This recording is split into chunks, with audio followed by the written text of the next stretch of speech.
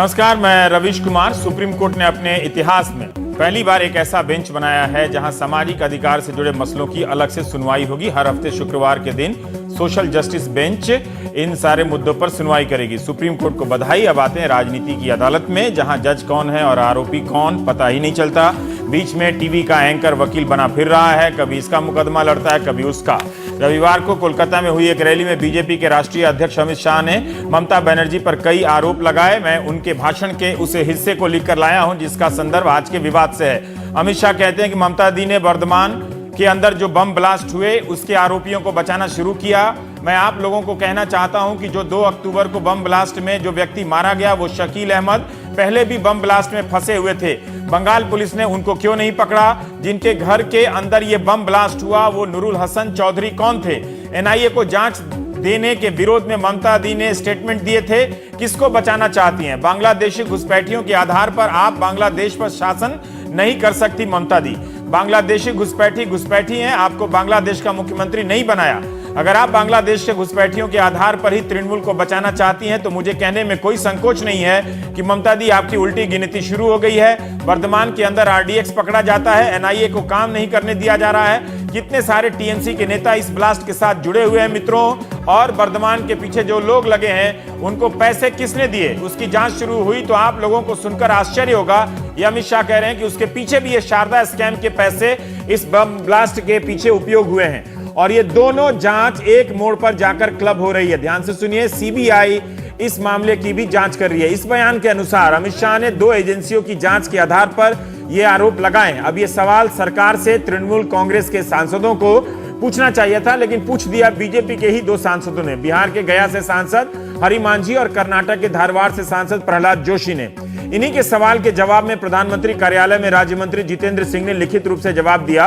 सवाल यह था कि शारदा चिट फंड घोटाले की जो जांच हुई है उसमें क्या सीबीआई को कुछ ऐसा मिला है जिससे ये लगे कि इसका पैसा बांग्लादेश में आतंकी गतिविधियों के लिए दिया गया है? जितेंद्र सिंह जवाब देते हैं कि जांच से अभी तक ऐसे किसी लेन देन का पता नहीं चला है कि आतंकवादी कार्रवाइयों की मदद के लिए बांग्लादेश पैसे भेजे गए थे। जो बात सरकार अपनी पार्टी के सांसद से कहती है, क्या वो बात पार्टी के राष्ट्रीय अध्यक्ष से नहीं कहती होगी? यही कि जांच जारी है और अभी तक इसके प्रमाण नहीं मिले हैं कि आतंकी गतिविधियों में तृणमूल के नेताओं ने शारदा चिट फंड का पैसा लगाया है। जाहिर है तृणमूल कांग्रेस काफी गुस्से में है। उसके सांसद वैसे ही कभी काली छतरी तो कभी काले रंग की शॉल तो कभी लाल डायरी लेकर संसद आ जाते हैं। वैसे तृणमूल कांग्रेस ने भी बिना जांच के कुछ ना कुछ आरोप तो लगाए ही होंगे। जनता के बीच कुछ भी बोल दीजिए, सत्ता मिल जाए फिर बोले हुए क्या कोई हिसाब नहीं। जिसको सत्ता नहीं मिलेगी वो यू टर्न पुस्तिका छपवाता रहेगा। वैसे तृणमूल कांग्रेस अमित शाह से सिर्फ माफी की ही मांग कर रही है। फरवरी 2013 में जब सुशील शिंदे ने भगवा आतंक की बात कही थी तो पूरी बीजेपी आग बबूला हो गई थी। सोनिया गांधी और मनमोहन सिंह से माफी मांगने लगी। गृह मंत्री के रूप में सुशील शिंदे को खेद जताना पड़ा था, माफी मांगनी पड़ी थी। 2010 में भी जब चिदंबरम ने हिंदू आतंकवाद की बात की थी तो बीजेपी ने संसद नहीं चलने दी थी।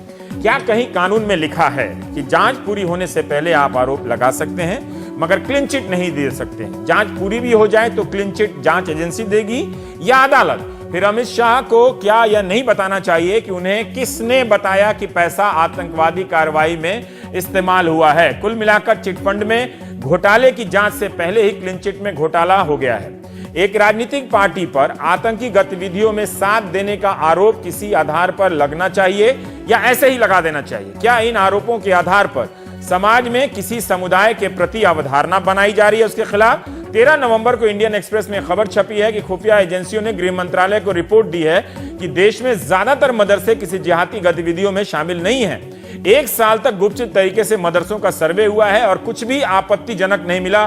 बंगाल, बिहार, यूपी और केरल के मदरसों को रेगुलेटेड बताया गया, मान्यता प्राप्त बताया गया, यानी ये नियम से ठीक ठाक चल रहे हैं। वर्धमान धमाके में यह बात सामने आई थी कि बांग्लादेश का एक व्यक्ति वहां मदरसा चला रहा था और लड़कियों को जिहादी ट्रेनिंग दे रहा था। खुफिया एजेंसियों के सूत्रों ने एक्सप्रेस के रिपोर्टर को बताया कि अभी तक कुछ ऐसा नहीं मिला है। लेकिन 31 अक्टूबर को इंडिया टुडे की एक रिपोर्ट है जिसमें कहा गया है कि राष्ट्रीय जांच एजेंसी एनआईए को बांग्लादेश सीमा से लगे अवैध मदरसों में 58 आतंकी मॉड्यूल पाए गए। तो खुफिया एजेंसी के रिपोर्ट के आधार पर 2011 में भी बंगाल बीजेपी के मौजूदा अध्यक्ष राहुल सिन्हा ने कहा था कि सीमा से लगे ज्यादातर मदरसों में भारत विरोधी गतिविधियां चल रही हैं। 12 जून 2011 के हिंदू अखबार में खबर छपी है तब बीजेपी ने बंगाल में 10,000 मदरसों को मान्यता देने के ममता बनर्जी के फैसले का विरोध करते हुए कहा था कि ममता बनर्जी राष्ट्रीय एकता से खिलवाड़ कर रही हैं। ममता ने कहा था कि सिर्फ मान्यता दी गई है, कोई आर्थिक मदद नहीं। केंद्रीय मंत्री जितेंद्र सिंह के बयान के बाद क्या अब भी अमित शाह अपना बचाव कर सकते हैं या उनकी पार्टी के प्रवक्ता इस बयान का बचाव कर सकते हैं? हम बात करेंगे इस असफल प्रयास को लेकर। नीलोत्पल बसु हैं हमारे साथ, सीपीएम नेता। सौगत राय साहब हैं, सांसद टीएमसी। सिद्धार्थनाथ सिंह, नेता बीजेपी और बंगाल के प्रभारी, आजकल दिल्ली कम वहीं ज्यादा रहते हैं। नीलांजन मुखोपाध्याय, वरिष्ठ पत्रकार जो बंगाल की गतिविधियों पर नजर रखते हैं। सिद्धार्थ साहब, जितेंद्र सिंह केंद्रीय राज्य मंत्री के बयान के बाद कोई पुनर्विचार आपका कि अमित शाह जी ने जो बयान दिया वो शायद उचित नहीं था? नहीं, गलत है। आपका ये प्रश्न ही गलत है, क्योंकि उसके बाद मैंने खुद स्वयं वक्तव्य दिया है, प्रेस कॉन्फ्रेंस दी है, और उसके बाद और साथ ही साथ उसी समय जितेंद्र सिंह ने भी दिया कि किसी को क्लीन चिट नहीं दी। इसको थोड़ा सा समझने का प्रयास करेंगे तो उसका हम लोग को उत्तर भी मिलेगा। पहला तो जो जितेंद्र जी ने कहा और भारतीय जनता पार्टी के राष्ट्रीय अध्यक्ष ने कहा, उसमें कोई दो अंतर नहीं है। दोनों में अंतर नहीं है। सुन लीजिए आपने बहुत लंबा दिया, हम भी बोल सकते हैं उतना ही। तो जहां तक की सवाल है रवीश जी, ये पब्लिक डोमेन में है कि इस समय जो शारदा चिट फंड का जो पैसा है वो कहीं ना कहीं गतिविधियों में, आतंकी गतिविधियों में लगा हुआ है। ये बात एक हमने नहीं कही है, बांग्लादेश के अखबारों में भी कही है, उसको देते हुए, और देश के जो अखबार है जिसका इंडियन एक्सप्रेस का, उसके अंदर भी बड़े आर्टिकल्स ही नहीं निकले, उसके अंदर रिपोर्टिंग भी हुई है और हिंदू में भी हुई है, और भी अनेक अखबार है जिसके अंदर ये लिखा गया है कि बांग्लादेश का है। वो जो पब्लिक डोमेन में है तो उसकी सीबीआई जांच कर रही है, ये वास्तविकता है। यही अध्यक्ष ने कहा है। आप कह रहे हैं नहीं सिद्धार्थ जी, ये उनका शब्दशः बयान है कि आप लोगों को सुनकर आश्चर्य होगा कि उसके पीछे भी ये शारदा स्कैम के पैसे इस बम ब्लास्ट के पीछे उपयोग हुए। सुन लीजिए रवीश जी, और ये दोनों जांच एक मोड़ पर जाकर क्लब हो रही है। वो जांच के आधार पर ये बात कह रहे हैं। मैं आपको वो ये जांच के आधार पर कह रहे हैं, आप सफाई में कह रहे हैं कि जो अखबारों में छपा है उसके आधार पर कह रहे हैं। दोनों मैं जांच के आधार पर ही आ रहा हूं। थोड़ा सा आप धैर्य रख लेंगे तो उसका मैं जवाब दे दूंगा क्यों आप लोग जल्दी में है कि क्लीन चिट दे दिया जाए। ये बड़ा संगीन मामला है, और इस संगीनता शारदा चिट फंड की इसलिए हो जाती है क्योंकि 25 लाख गरीब लोगों का वो ठीक है, उसमें गरीब है, उसमें सब है, नहीं उससे वो बात नहीं है। देखिए ये बात कहने से उसमें कौन फंसा है या नहीं फंसा, इस पहलू पे हम नहीं जा रहे हैं। आपने किसी पार्टी के नेता को आतंकवादी गतिविधियों में शामिल होने का आरोप लगाया है। ऐसी ही बात जब सुशील शिंदे ने कही थी सिद्धार्थ साहब, सिद्धार्थ आप सुन लीजिए, मैं आपके चैनल पे बोल रहा हूं। रवीश जी थोड़ा धैर्य रखिए, और रवीश जी मैं आपके चैनल पे बोल रहा हूं, ये मैं नहीं बोल रहा हूं, ये मीडिया के अनेक अखबारों ने बोला है कि टीएमसी का जो एमपी है राज्यसभा में, इमाम जिसका नाम है, वो इमरान हसन जो नाम है, वो सिम्मी के फाउंडर मेंबर थे। उनकी गतिविधियां ऐसी हैं कि उनका इस्लामिक बैंक जो जमात के मामले में जब धमाका हुआ था तो वो लड़के जिनको फांसी की सजा दी गई थी बाद में सुप्रीम कोर्ट ने बेकसूर घोषित किया।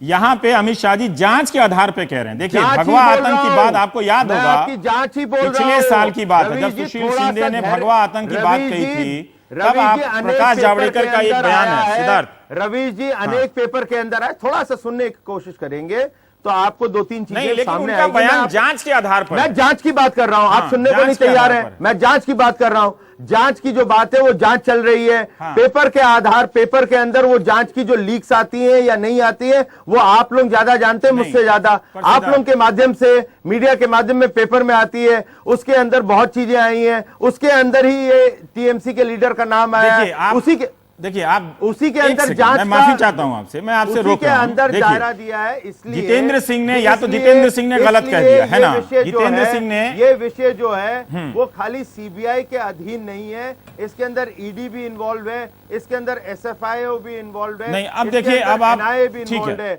अगर दर्शक संतुष्ट होते हैं आपके जवाब से तो मुझे कोई एतराज नहीं, लेकिन मुझे एक सवाल यहाँ पे समझ में आता है सिद्धार्थ साहब, सिद्धार्थ साहब, ईडी और एसएफआईओ देखता है, ना ही सीबीआई प्राथमिक। सिद्धार्थ जी मुझे एक बात समझना, जितेंद्र सिंह ने कहा कि अभी तक जो जांच हुई है वो ठीक है, उन्होंने कहा कि जांच पूरी नहीं हुई है और उन्हीं के जांच से सब चीज नहीं तय होगा, ये अदालत में भी बातें तय होंगी, लेकिन उन्होंने कहा कि अभी तक जो जांच पूरी हुई है उसमें आतंकवादी गतिविधियों में शामिल होने के प्रमाण नहीं मिलते हैं। अरे अभी तक है ना, तो जो अभी तक नहीं मिले हैं तो पार्टी अध्यक्ष कैसे इन जांच एजेंसियों के आधार पर आरोप लगा सकते हैं? मैं एक और याद दिलाना चाहता हूं, फिर आप बोल लीजिएगा।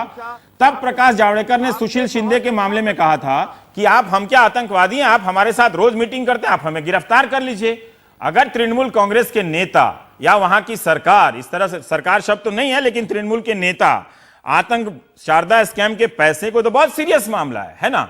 और इस सीरियस मामले को तब आपने भी कहा था कि इस तरह से लापरवाह तरीके से नहीं कहना चाहिए था, कोई प्रमाण दीजिए। ठीक है, तो आप कोई प्रमाण दीजिए कि ऐसा कोई प्रमाण है जो आपने आरोप लगाया था। आपका प्रश्न हो गया जी, मैं वही बात कह रहा हूं। जितेंद्र जी ने कहा कि सीबीआई की पूरी जांच नहीं हुई है, सो फार का उन्होंने एक शब्द इस्तेमाल करा अपने उत्तर में, और साथ ही साथ उन्होंने जिस मंत्रालय को वो रिप्रेजेंट करते हैं वो है डीओपीटी। डीओपीटी के तहत सीबीआई अधीन है, जहां पे मनी लॉन्ड्रिंग का विषय होता है उसके अंदर ईडी भी है, एसएफआईओ भी है, और अलग से बारद्वान के ऊपर एनआईए कर रही है। अच्छा, अब आप लोग के सूत्र मुझसे ज्यादा अच्छे हैं, वो आप बता सकते हैं, मैं आपको नहीं कह रहा हूं विशेष रूप से, या एनडीटीवी को कह रहा हूं, मैं कह रहा हूं मीडिया के अंदर अनेक पेपर में निकला है कि ये जो जांच चल रही है उसके अंदर जो हुई है उसका पैसा इस्तेमाल हुआ है। अब इसको आप पब्लिक डोमेन में रह के इससे आप नकार कैसे सकते हैं पॉलिटिकल पार्टी? ठीक है, आरोप लगा रहे, लेकिन आप लोगों ने तब माफी की मांग की थी, संसद नहीं चलने दिया था। आरोप है, ठीक है, तृणमूल का एक पक्ष है।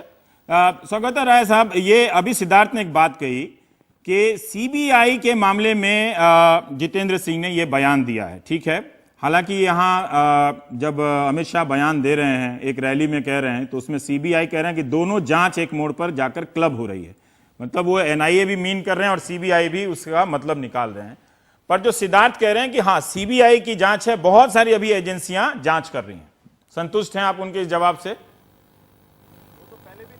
स्वागत है। तो मैं बोलने चाहता हूँ, आप 14 मिनट मुझे बैठा के रखा और आप बोलते ही जा रहे हैं। और भी 3 लोगों को बैठा के रखा है, आप ही को नहीं। इतना नहीं है, आप इतना देर तक मुझे बैठा के रखना आपको उचित नहीं हुआ जी।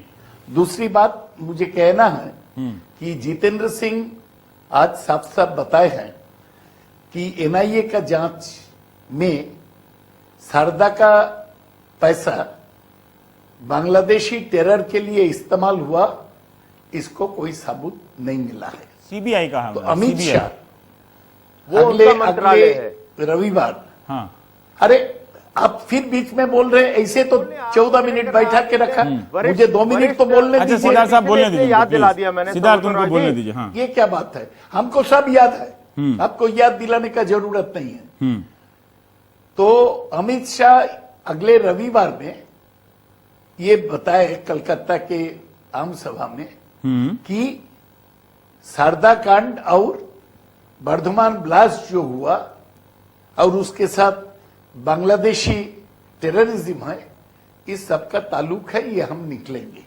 तो मैं तो पहले मांग करूंगा कि अमित शाह को माफी मांगना चाहिए कि जिस बात की सवाल पर माफी तो आपको ममता बनर्जी को मांगना चाहिए तो राय जी कि आपने बंगाल को आतंकियों का एक अड्डा बना दिया है। माफी आप मांगो। फालतू बातें मत करिए, फालतू नहीं कर रहा हूं, फालतू बात नहीं कर रहा बनाया है। आप बताइए, में जब ब्लास्ट होता है आप लोग कहां गया? क्यों आपका राज्यसभा का चुनाव बोर्ड, आपका षड्यंत्र बोर्ड और आपके अनेक लोग अंदर हैं जेल के अंदर, क्या बात है? आप बताइए सिद्धार्थ। हाँ, बंगाल आप बताइए ना, दिल्ली में जब होता है तो माफी आप मांगेंगे। इंडिया मुजाहिदीन जब ब्लास्ट करता है, जब हैदराबाद में ब्लास्ट होता है, आप ये सब बोलते हैं। ममता बनर्जी को टारगेट बनाने का कोशिश है, ये सरासर झूठ है। कोई आता नहीं हिलता बंगाल में नहीं है। एक घटना हुआ है बर्धमान में, एनआईए एक्शन ले रहा है, तो इतना क्या बड़ा बात हो गया? इसमें एक तो बड़ा साजिश था, बहुत बड़ा। ये तो बीजेपी का कहानी है। बीजेपी और आरएसएस झूठ फैलाने में माहिर है, ये तो बराबर यही करते आए हैं, अभी भी कर रहे हैं। और अमित शाह भी उसको सबसे अच्छा नुमाइंदा है। कलकत्ता जाके बोल के आए, दूसरे दिन उसको मंत्री बोल दिया कि कोई सबूत नहीं है, तो उनको माफी मांगना चाहिए। अमित शाह कोई इलेक्टेड लीडर नहीं है, ममता बनर्जी बंगाल के लोगों को इलेक्टेड लीडर है।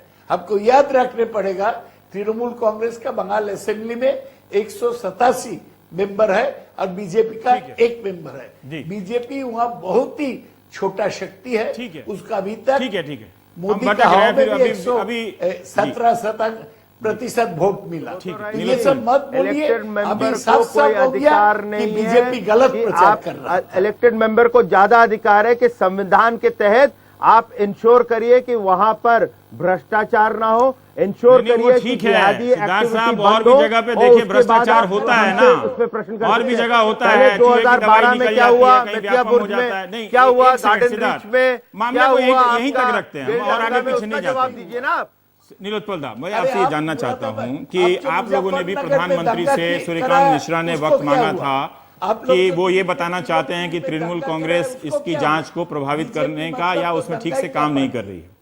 क्या आप लोगों ने भी कभी किसी स्तर पर इस तरह के आरोप लगाए हैं कि आतंकी गतिविधियों में इस पैसे का इस्तेमाल हुआ है, और इस प्रकरण पर आपकी क्या राय है? देखिए, पहली बात तो है जो बहस चल रही है इन दोनों के बीच, इससे पता चल रहा है बंगाल के अवाम के लिए, जनता के लिए कितना खतरा है। अमित शाह जी, शुक्र है कि वो जमानत उनको मिल गया है तो वो पहुंच पाए थे कलकत्ता में, और ऐसा भाषण भी किए हैं। और ये सिर्फ अमित शाह का सवाल नहीं है। अगर सोशल मीडिया एक बहुत बड़ा माध्यम हो गया, अगर आप देखें फेक आईडी लेके, ग्रुप आईडी लेके, अंधाधुंध कि हर मदरसा आतंक तैयार करने का एक कारखाना है बंगाल के अंदर।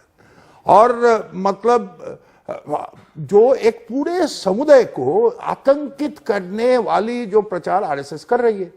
दूसरी तरफ ममता बनर्जी, वो आपने उठाया नहीं कि इन्होंने भी आरोप लगा दिया कि बम कांड जो हुआ है वो खगड़ागढ़ में, वो रॉ द्वारा संगठित की गई है। अच्छा, रोज ये जो सांप्रदायिक जो वातावरण प्रदूषित करने का काम दोनों पार्टी कर रही है। शुरुआत किया है ममता बनर्जी, वो जो ममता बनर्जी ने भी आरोप लगाया कि आरएसएस और रॉ लगा ना रॉ, है। और उसको पाकिस्तान इस्तेमाल कर हाँ। पाकिस्तान इस्तेमाल कर रहा है।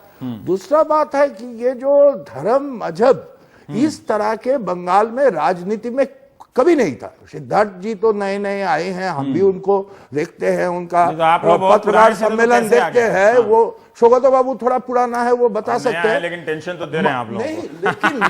लेकिन धर्म मजहब राजनीति में सिद्धार्थ के इस्तेमाल एज पे मत जाइए, वो तो है काफी नए, लेकिन टेंशन नहीं तो दे रहे हैं आप लोगों को। वो अलग बात है कि वो इसमें यहाँ पे सौगातो फंसे बाबू हुए हैं। बता सकते हैं।